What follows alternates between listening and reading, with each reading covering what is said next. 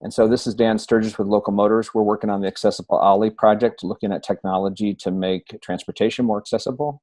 And we are here with the CEO of Aira, who That's right. is really doing bold things. So why don't you introduce yourself and tell us about your company? So we'll just kind of start there. Sure, thanks, John. My name is Suman Kanuganti, and I'm the founder of CEO of Aira.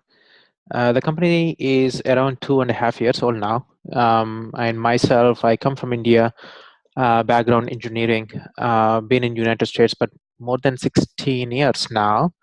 I started my career with doing master's degree in electrical engineering and robotics back in Columbia, University of Missouri, Columbia.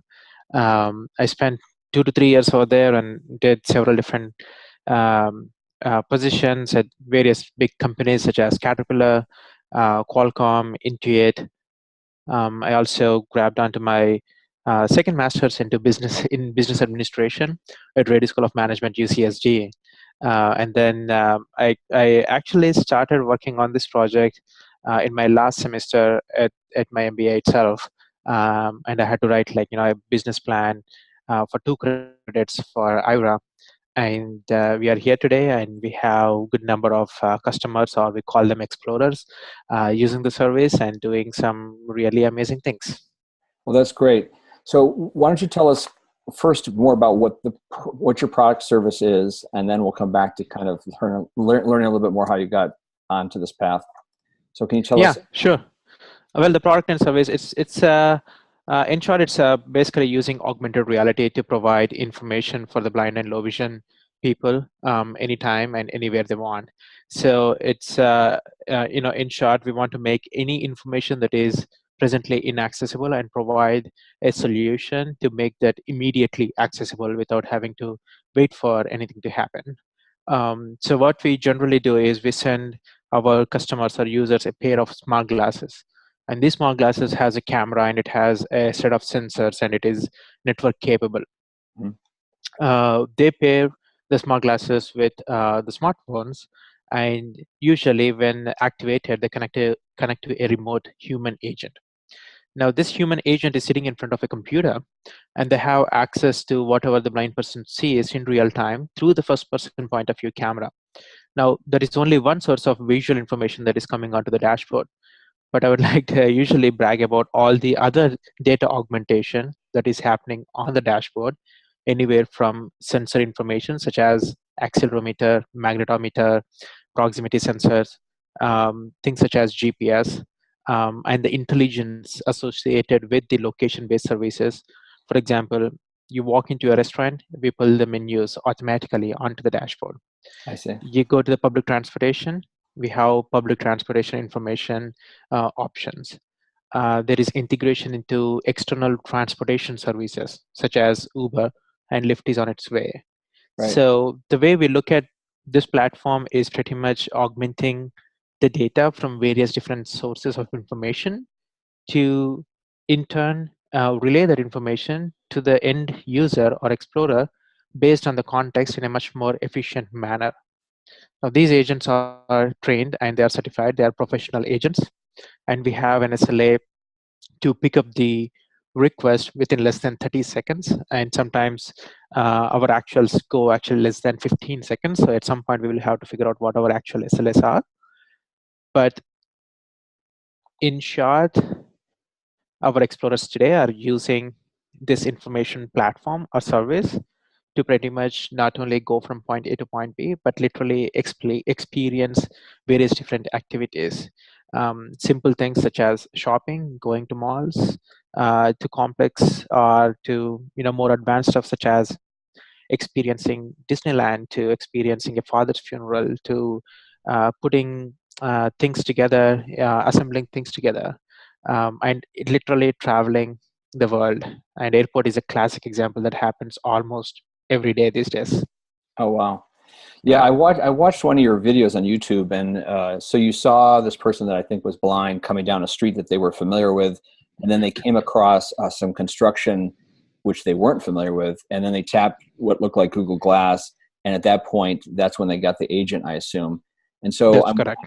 I'm wondering, as you're a startup company, so I'm wondering like how many people are you servicing today? And then I wonder actually of the average user, how often do they have your capability on? I mean, I assume they pay something for it. So